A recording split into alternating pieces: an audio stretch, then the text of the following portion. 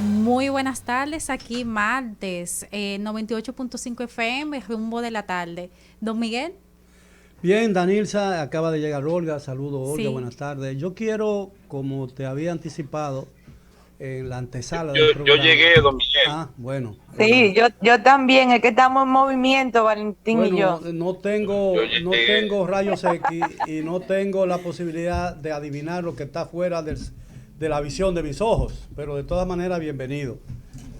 Pero yo quiero insistir en un tema que hemos venido tratando, aunque no con mucha extensión en los últimos días, y que tiene que ver con la propuesta que cada día se hace más controversial, la propuesta del gobierno para modificar el presupuesto de la República y despojar el presupuesto de educación de 4.000 millones. Yo había estado comentando eso, hablando de 2.000 millones, pero cuando veo bien el proyecto y veo lo que se envió al Congreso, percibo o me doy cuenta de que no son 2.000 millones, que son 4.000 millones, una suma dos veces, una suma 100% mayor que la que yo había, a la que yo me había referido.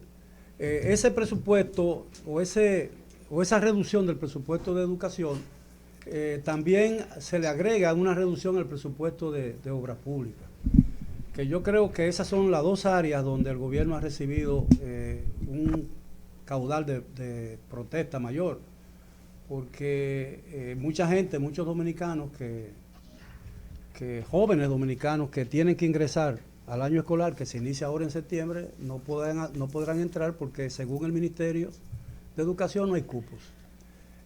Muchas escuelas están sin terminar, muchas otras escuelas están en suspendida la clase porque se encuentran en tan malas condiciones que la impartación de docencia en esos planteles constituye un peligro para la población infantil que allí recibe clases, ¿no? Entonces, es una medida de precaución, dejar esas escuelas en suspenso y no abrirlas. En medio de esa situación en que mucha gente se protesta porque pura y simplemente sus hijos van a perder la oportunidad de inscribirse este año en la escuela pública y eso va a aumentar las tarifas de las escuelas privadas porque no son ningunos tontos. Y aquí se impone nuevamente la ley de la oferta y la demanda. Si no hay cupo en el sector público, los cupos que puedan existir en el sector privado van a tener un costo mayor. Eso es una ley sagrada de la economía. Ahora bien, el presupuesto, la Constitución de la República en su artículo 63 referido, y ahí Valentín me puede corregir, establece que no está permitido esa transferencia de fondos en lo que tiene que ver con el presupuesto de la educación. Pero eso no es a lo que yo quiero referirme, sino que, como yo estuve conversando hace un momento con el director de presupuesto en el gobierno anterior, el tema de la educación, el presupuesto de la educación tiene que ser asumido como un credo, como un dogma, porque eso es lo que representa para el país. La educación sigue siendo la primera prioridad nacional, prioridad de prioridades, como se le llama. Y entonces, ¿qué pretende el gobierno con transferir la mitad de esa cifra de 4.000 millones de pesos al área de la promoción del gobierno? Bueno, pura y simplemente, supongo, ¿no? Porque no hay otra explicación. Decirle a la gente, mira, lo que tú supones, tú no estás recibiendo energía eléctrica, y tú vives en la zona este de la ciudad de Santo Domingo, allí hay 3 días sin electricidad, 72 horas, pero no es cierto, tú estás recibiendo una luz y tú estás muy bien sin recibir luz. Entonces le va a decir a la gente, mira, tu situación está, los precios están aumentando, pero tú tienes que estar muy feliz porque los precios están aumentando. Y no es verdad y tú debes estar muy feliz porque la inflación te está corroyendo tu estabilidad emocional y física. Eso es lo que va a perseguir el gobierno con la electricidad. ¿Qué pretende el gobierno hacer con una inversión tan fabulosa, adicional a la que ya ha invertido, para decirle a la gente que está bien estando de una manera diferente? Entonces, cuando tú le dices a una gente que todo está bien y él percibe y su vida le dice, su situación le dice que no es cierto, que está muy mal, entonces la irritación es doblemente mayor.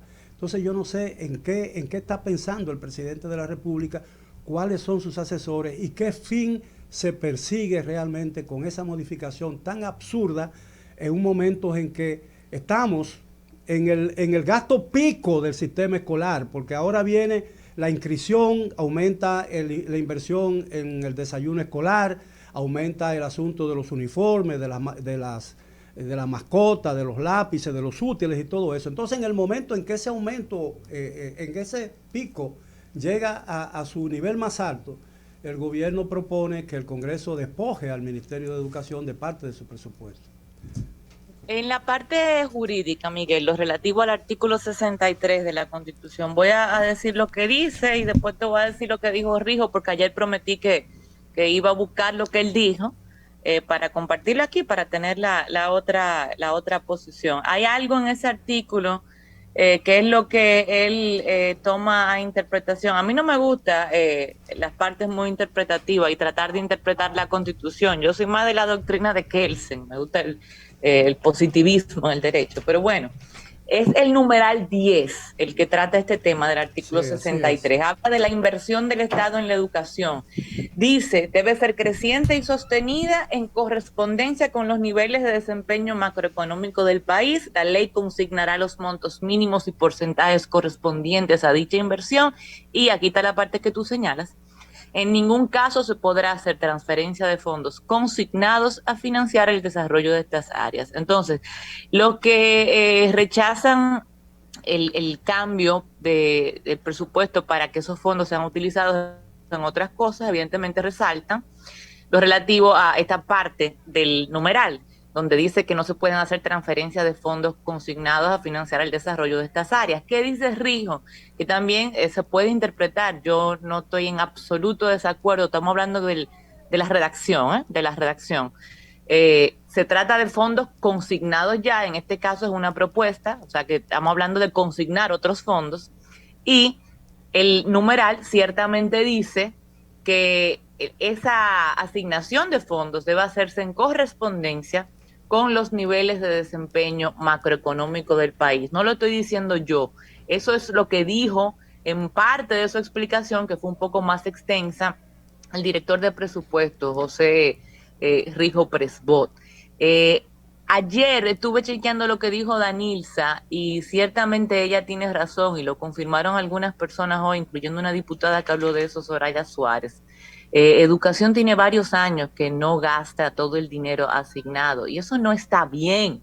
Eso no significa que no lo necesite, claro que lo necesita, hay muchísimos problemas en el sistema educativo dominicano, pero hay un problema de planificación y de manejo de esos recursos. Por ejemplo, este año, y lo confirmó la diputada hoy con papeles, Soraya Suárez lo confirmó, este año educación no le queda el tiempo, porque lo que le queda este año son 3 meses, no le queda el tiempo para gastar los fondos asignados para el año 2022. No le queda el tiempo para ejecutarlos correctamente. Entonces, el tema es más profundo que simplemente de porcentaje, pero en la parte jurídica específicamente está esa interpretación del artículo 63 que puede hacerse por un párrafo o por el otro del mismo numeral 10 del mismo artículo. Y Rijo Presbot habló de eso esta mañana cuando estaba explicando por qué era legal la propuesta que estaban haciendo. Él también explicó las razones económicas, hablando de priorizar ciertas necesidades donde había que invertir parte del Producto Interno Bruto para la dinamización de la economía, el mismo tema de que no siempre se ha aplicado el 4% a pesar de tenerlo en la ley. Puso el ejemplo del año 2013, que estaba el 4% en la ley ya aprobado, pero que se aplicó el 3.8%, etcétera, etcétera, etcétera. ¿Tú me permites, Leila, que yo diga una cosa? Es decir... claro, no, ya acabé. Yo escuché también parte de la explicación de Rijo y lo comparé con muchas explicaciones que él hizo cuando él era un crítico del presupuesto anterior. Es decir, lo que él le ha dicho al país, que como esta administración no ha sido capaz de cumplir con los objetivos de la administración, en lo que tiene con los objetivos de la educación, en lo que tiene que ver con el uso del presupuesto del asunto, entonces vamos a quitarle ese dinero para dárselo a otros que puedan hacerlo mejor. Y ese otro no es más que la publicidad y la promoción electoral del gobierno dominicano. Eso es lo que ha dicho Rijo. Eso es lo que ha dicho. Para mí eso es cercenar las expectativas de la población joven. Y el año que viene van a hacer otro tanto. Y el año que viene lo van a bajar a un 3%. Y después a un 2%. Y vamos a volver a lo mismo. Porque la incapacidad de este gobierno tiene otro propósito. La educación definitivamente no es una prioridad de esta administración. Evidentemente. Cualquiera que sea la explicación que dé a Rijo, que dé el presidente, que dé Paliza y que den todo lo que quieran decir. Pero la educación no es una prioridad en el gobierno dominicano. Y queda demostrado con los hechos, no con palabras. ¿Puedo decir algo? Usted es el líder de este programa, dígalo. Tú un país libre, adelante. Muchas gracias. Solamente diré que Abinader no es Abinader, Paliza ya no es Paliza, Rijo no es Rijo. Y en definitiva, nos jodimos. Paliza, yo diría que para la población dominicana y la sociedad dominicana, Paliza es lo que dice su nombre. Una paliza. Yo quiero decir algo respecto a ese tema. Miren, por eso es tan importante que los partidos políticos se pongan de acuerdo con el tema de la reforma a las leyes de partido y las leyes que está propugnando la Junta Central Electoral para modificar. Y ustedes dirán que tiene que ver eso con lo que estamos conversando. Pues yo lo veo desde el siguiente punto de vista. Primero, se le restan 4.000 millones a educación del presupuesto, amén de que sí tienen un tema de planificación y de ejecución de su propio presupuesto, amén de que los problemas están ahí y los fondos están ahí. O sea, aparte de eso, estamos hablando de que casi 2.000 millones son puestos para el DICON, que es el organismo que tiene que ver con la promoción de la comunicación del gobierno. Se aumenta ese presupuesto al DICON. Estamos hablando primero de un ruido que el gobierno no necesita. Yo creo que fue una falta también estratégica, porque era evidente que desde que se expusiera que se le iba a quitar fondos a educación, que es, en cierta forma el 4% de la educación es un símbolo de la lucha social, porque vino de un movimiento que nació en la sociedad dominicana de diferentes sectores y que fue uno de los primeros casos en los que la sociedad, a través de la presión, logra imponer algo que venía pidiéndose hace muchísimo tiempo, que era la implementación del 4%. Primero ese punto. Segundo, mueven al ministro de Educación básicamente a un puesto como ministro sin cartera, y pasa a ser parte de la comisión ejecutiva del PRM dentro de lo que es estrategia, lo que significa que es una persona que sería clave en la futura campaña política de cara a las elecciones del 2024, y que todos sabemos que también jugó un rol fundamental en la campaña de nuestro presidente actual, Luis Abinader. Entonces, ¿cómo yo lo veo? Yo veo en estos movimientos, más allá de un tema evidente que tiene el gobierno, que es real y que no podemos desconocer, que es el tema de la falta de recursos, por el tema de los subsidios, que a veces son subsidios con carácter político, estratégicos para mantener la estabilidad social, pero que en cierta forma también laceran la economía de un Estado que ya de por sí está bastante presionado con el tema económico. Sin embargo, yo veo todos estos movimientos como los primeros pasos para meterse a la carrera de la reelección. Y eso es muy peligroso. Por eso, la Junta Central Electoral ha sido insistente en lograr un punto de consenso entre los partidos para llegar a acuerdos en relación a la modificación de estas leyes. ¿Por qué?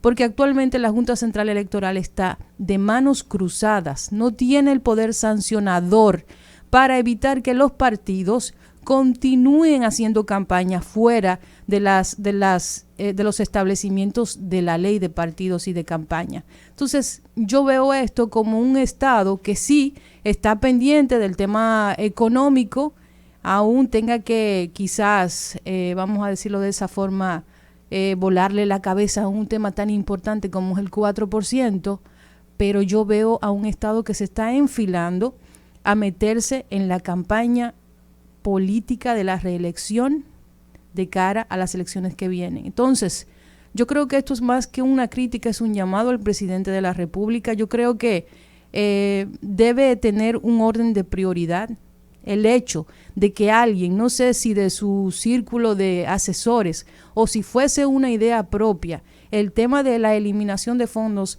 al 4%, incluso con el hecho de que ese 4% no ha servido para nada en la mejora de la educación per se, yo creo que a nivel simbólico, que se le quite dinero a educación y se le pase, por ejemplo, a instancias como el DICON, es un ruido que él no necesitaba.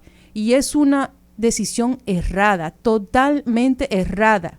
Incluso con los argumentos que expone la diputada Suárez, incluso en ese sentido, incluso si los ministros que han pasado por ahí nunca han sido capaces de ejecutar ese 4%, de que no han planificado para mejorar el nivel de la educación, incluso así no se ve bien. Bien, yo estoy totalmente de acuerdo contigo. ¿Qué tú opinas, Danilza? Bueno, con relación al tema de lo que está pasando con el 4% y el tema de la educación, como bien indicó Leila, este tema, y como lo han manifestado varios especialistas en el área, nunca se ha ejecutado el presupuesto total de educación. Pero no obstante, lo que ha pasado es, y como estábamos hablando incluso con el director general de presupuesto, se queda el presupuesto ahí, vamos a decir, a final de año y pasa a la Dirección General de Presupuesto. Queda un superávit el presupuesto. Exactamente, pero yo lo que entiendo que ha habido, por lo menos en este año, una falta de planificación con relación a las políticas públicas de educación. Es decir, el tema eficiente de tú hacer un presupuesto para el tema de políticas públicas, de iniciativas, y que tú ves que hay vamos a decir, un excedente, vamos a decirlo así, de un presupuesto que no se va a utilizar. Es decir, que ¿en qué no se gastó ese dinero? O sea, es lo que yo entiendo. Mira, ¿en qué no se gastó ese dinero? Que es un tema muy importante. Yo tengo entendido que cuando tú tienes, por ejemplo, que la no ejecución de un presupuesto de alguna manera constituye una violación de la ley, del presupuesto, porque ese dinero se asigna para que se gaste. Ese dinero no se asigna. Este gobierno de un principio ha tenido un discurso. Nos ahorramos en el mes de enero de que sé yo cuántos millones. Bueno, pero ¿a costa de qué? ¿Qué se perjudicó con ese ahorro? Porque ese dinero estaba asignado para hacer algo. Y tú te lo ahorraste. Entonces, ¿qué hiciste? Que no hiciste lo que estaba ordenado. Es decir, que hubo una falla. Es decir, hubo incumplimiento de la ley. Entonces, yo te voy a decir una cosa, si el gobierno hubiera dicho ahora, en un estado de emergencia, hubiese dicho que tuviéramos un estado de emergencia, mire señores, en lo que resta, uno de los argumentos que han usado, en los próximos 3 meses no vamos a poder gastar los 4,000 millones de pesos que le sobran al presupuesto, pero yo tengo una necesidad, tenemos que terminar la presa, ¿verdad? O tenemos que terminar la carretera que une a las 2 principales ciudades, y ahí ha habido muchos accidentes, perfecto, una obra de infraestructura, pero para publicidad y promoción del gobierno. No se puede, Miguel, la ley no lo permite. Bueno, no, pero está bien, pero han hecho, pero le están incumpliendo la ley. Lo que quiero decir, en una situación ideal o en una situación de emergencia, tú dices, le voy a quitar educación, porque se lo están quitando. Le voy a quitar educación. Si le sobra. ¿Perdón? Si le sobra, digamos este año, digamos sí, lo que dice la diputada. Pero exactamente, le están quitando educación, una cantidad determinada. Y tú me dices a mí, el gobierno apela a la sensatez del pueblo dominicano, a la sociedad, y dice, señores, mire, tenemos que terminar esta presa y esta carretera y yo le voy a quitar este dinero, le vamos a quitar este dinero de educación. Está bien, en una situación de emergencia eso es atendible, pero para promoción de las obras del gobierno, de obras que no han sido terminadas, que ni siquiera han sido comenzadas. A mí me parece eso ofensivo. Eso es una agresión al buen sentido. Y ha habido momentos en que el Ministerio de Educación, en el último trimestre del año, decide gastar en publicidad el Ministerio de Educación lo que le queda, porque como tú dices, tienen que gastarlo, lo cual también me parece errado. Y ahora mismo, digamos que le sobre dinero, que le va a sobrar, y tienen que gastarlo, no pueden. O sea, ahora mismo, olvidémonos del proyecto de ley de presupuesto. Este año, 2022, le sobra dinero, que le va a sobrar. ¿Pero por qué le sobra dinero, Leila? Porque no lo gastaron cuando tenían que gastarlo. Exacto, no se planificaron bien. Le sobra dinero. No pueden transferir esos fondos porque eso sí está claro en la Constitución. Con el dinero que ya fue consignado, no se puede transferir. Entonces, a menos que sean instituciones del mismo sector. Entonces, ¿qué pueden hacer? Bueno, podrían utilizarlo para instituciones del mismo sector. ¿Cuál? el Ministerio de Educación Superior, Ciencia y Tecnología es del mismo sector, porque es educación. La No, Constitución pero el sigue. presupuesto del 4% es para educación preuniversitaria. Sí, pero estoy hablando de la Constitución, porque es el artículo que lo prohíbe, y ahí sí habla de educación en general, incluye educación superior. Entonces, podrían sí Sí. redistribuir lo que le queda en instituciones del sector educativo en general, con lo que le quede de este año. Lo que Pero no esa la pueden es den a la UAS utilizarlo entonces. para otra cosa. Lo que hay Eso. que hacer, lo que hay que hacer es no cansarse de destituir ministros. Y si hay ineficiencia en la administración del gasto público, de lo destinado presupuestalmente para ese ministerio, pues que se busquen una persona que sea eficiente en hacer lo que la ley manda que debe hacerse. Y creo también que este asunto a mí, en términos personales, me luce como algo que ha ocurrido de forma consistente también en la administración pública actual. Para mí esos son ruidos. Y ahorita va a aparecer el Chapulín Colorado, para mí. Para mí ya se tiene preparado un discurso que va a decir, ha habido apresto para cercenar una aspiración, un aspiracional del pueblo dominicano en lo que tiene que ver con la consignación del 4% para la educación, y nosotros consideramos que eso no puede hacer y y aplausos. Eso es lo que yo creo, porque esa es la mejor publicidad que podrían hacer.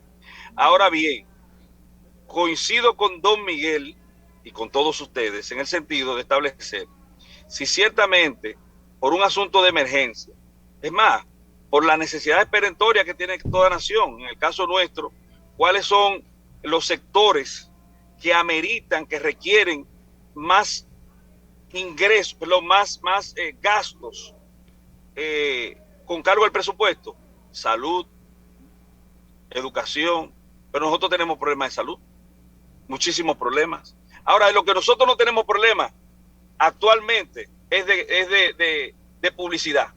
Ese no es un problema. Ese no es un problema. Entonces, si hubiesen sido lo suficientemente sensatos para operar contrario a la norma, para llevarse la Constitución de paro, pero atendiendo a un asunto prioritario, a una necesidad básica, colectiva, entonces uno entendería, como dice don Miguel, sí, vamos a destinarlo a salud, vamos a terminar aquella carretera, vamos a hacer tal cosa que desde el punto de vista de la estrategia que nosotros nos trazamos en el año 2012, se hacen necesarias. Entonces yo creo en definitiva que eso no va a pasar, eso no va a ocurrir. Y paso a ustedes porque voy a subir ya. Pero mire, aparte de eso, yo creo que eso es, los gobiernos tienen que tener mucho cuidado con lo que proponen al Congreso. Y en muchos países donde existe una democracia más o menos y la opinión de los partidos tiene peso en las decisiones ejecutivas, ¿no?, de un gobierno negocia un proyecto de ley antes de someterlo al Congreso, porque el rechazo de un proyecto o el disentimiento o el archivo de un proyecto de ley del Poder Ejecutivo en la práctica implica una derrota política para el gobierno. Claro que Implica sí. una derrota política. Entonces, aquí el problema que tenemos, y Olga planteó eso, a mí me parece magníficamente bien y muy claramente, aquí hace falta, y yo lo he tratado en innumerables ocasiones en mi discurso, en todo el tiempo que yo estoy ejerciendo el periodismo desde un principio, de que yo era un muchacho, yo estoy hablando y he percibido lo difícil que nos resulta a nosotros los dominicanos sentarnos a hablar y echar a un lado las diferencias por un momento en aras de un objetivo común, porque no tenemos un propósito, tenemos una ley de Estrategia Nacional de Desarrollo que se supone que sustancia las aspiraciones del pueblo dominicano y de la sociedad de aquí, bueno, desde que hemos perdido 10 años o 12 años, tú me puedes ayudar, Daniel, hemos perdido Claro. ¿Cuántos años en la aplicación? Y solamente hemos conseguido, de tres grandes pactos, solamente hemos conseguido 1,5. Porque el de educación no funciona, ¿verdad? Por lo que todos sabemos. El del eléctrico, el propio presidente cuando se firmó, dijo que tenía sus reservas sobre eso. Y el sector social no lo firmó.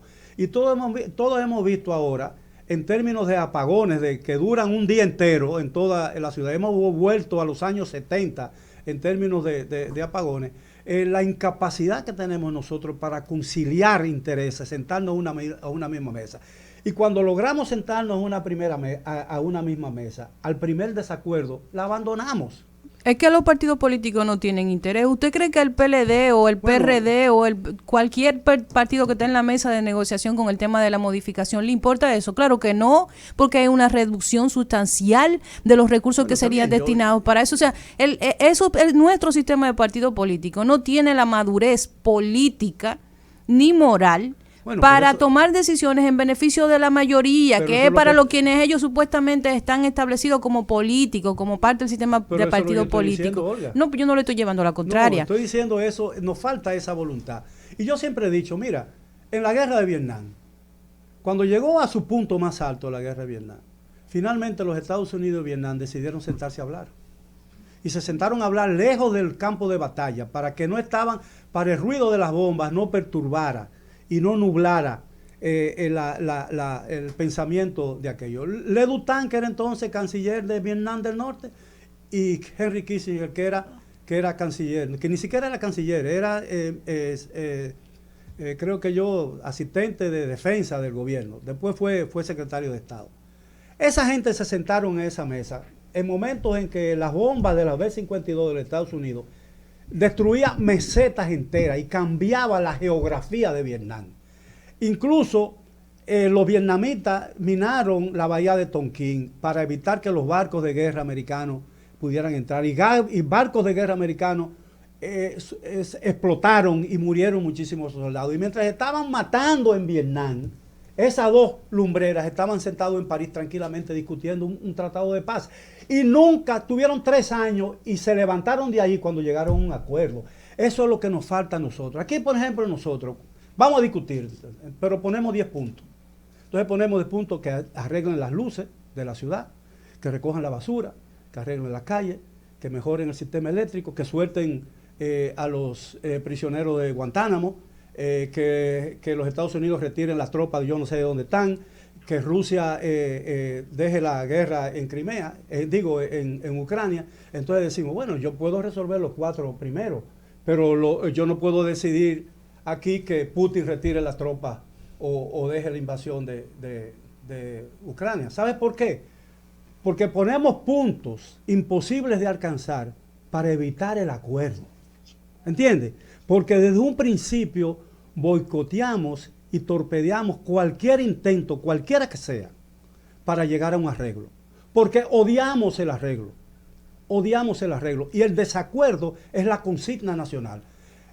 Yo lo propondría que modifiquemos el himno y le pusiéramos Quiqueyano, desacuerdo, juntemos, ¿cómo es? Una cosa de esa.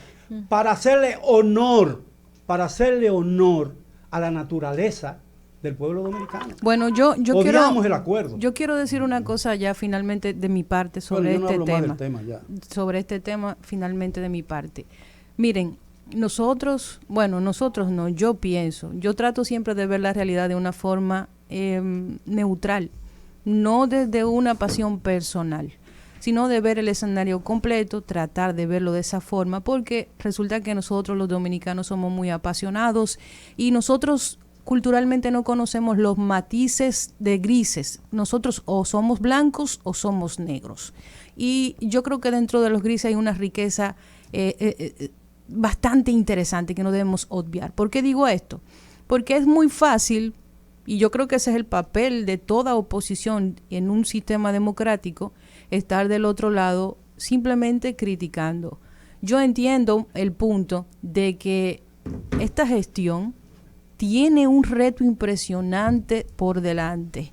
Yo sé que se han hecho sacrificios con el tema de los subsidios porque ha sido una medida política, y no política a nivel de partido, sino para mantener estabilidad social. ¿A qué me refiero? El subsidio eléctrico, este aumento, de este intento de vamos a decirlo de esa forma, de sincerizar el costo de la energía y que cada quien asumiera ese costo como corresponde, se echó para atrás. El subsidio del combustible se ha mantenido, incluso en momentos donde el barril a nivel internacional sigue aumentando, excediendo los valores que el precio ahora. Pero si uno lanza un promedio, uno sabe que la tendencia del petróleo a nivel internacional ha sido al alza. Y entendemos ese punto, entendemos el punto de los subsidios que el gobierno ha tenido que mantener, que ha aumentado también el tema del subsidio social para mantener cierta estabilidad, porque yo considero que para la gente que está gobernándonos en este momento no es un secreto, que es un reto que cada dominicano se mantenga a flote cada día por cómo está la economía. Y debemos ser sinceros, el que quiera hacer ese ejercicio de sinceridad y entender que hay factores externos e internos que incluso no dependen de lo que haga el gobierno o no. Entendemos esa parte, sí, pero debe existir otra forma de buscar recursos que no sea disminuyendo los recursos destinados a educación, todo lo contrario, utilizar esos recursos para realmente hacer una revolución educativa que no se ha hecho. Incluso hemos tenido en gestiones anteriores todo esto que ella aprende contigo, que el analfabetismo, que se han prometido muchísimas cosas, nunca se ha podido llegar a algo real en educación. Tenemos eso pendiente, pero no puede ser así, no puede ser disminuyendo un sector tan sensible como el tema del 4% para pasárselo, por ejemplo, a la dirección de DICON. Sí, hay que buscar la forma, pero así no puede ser. No, pero quiero decir algo que dice Olga. Cuando el gobierno invoca que hay factores externos, se olvida que en oposición nunca aceptaron la existencia de factores externos. Sí, no, que quería hacer un análisis con relación a este tema y es, yo lo que entiendo que debemos ir al fondo y al tema de contenido, lo que ha pasado desde que asumió este gobierno del presidente Luis Abinader. Y yo lo que entiendo es que en el sistema gubernamental estamos teniendo una parálisis gubernamental. Y lo digo por conocimiento de causa. Por ejemplo, el año pasado el Ministerio de Educación tenía planificado varios eventos, varias iniciativas con relación al plan educativo. Y por el tema que lo que estaba pasando en el Ministerio de Educación del incumbente anterior, ellos paralizaron todos esos procesos porque hoy en día los funcionarios públicos, los incumbentes, aunque no es un tema de justificación, pero tienen un miedo a lo que está pasando con relación a las redes sociales. Desde que hacen un proceso de compras y hay un tema que genera un poco de ruido o una opinión de la opinión pública, inmediatamente ellos comienzan a desestimar y hacer una parálisis gubernamental. Y eso es lo que está pasando. Eso hay que prestarle mucha atención. Y es lo que está pasando hoy en día en el gobierno del presidente Luis Abinader, que muchos funcionarios públicos, por tema de miedo, no están ejecutando su presupuesto. Por tema de miedo, no están ejecutando su tema de compras. Y por tema de mucho miedo, no están ejecutando sus proyectos e iniciativas. Que no lo justifico. ¿Miedo por qué? Don Miguel, desde que sucede un ruido en la opinión pública, el presidente Abinader quita al funcionario público. Tú sabes que eso no está bien cuando hay un principio de presunción de inocencia. Antes de darle para que asuma el líder de aquí, de este programa. Dígalo de nuevo. Dígalo. Tú sabes que una de las cosas, y tú has tocado un punto neurálgico de esta sociedad.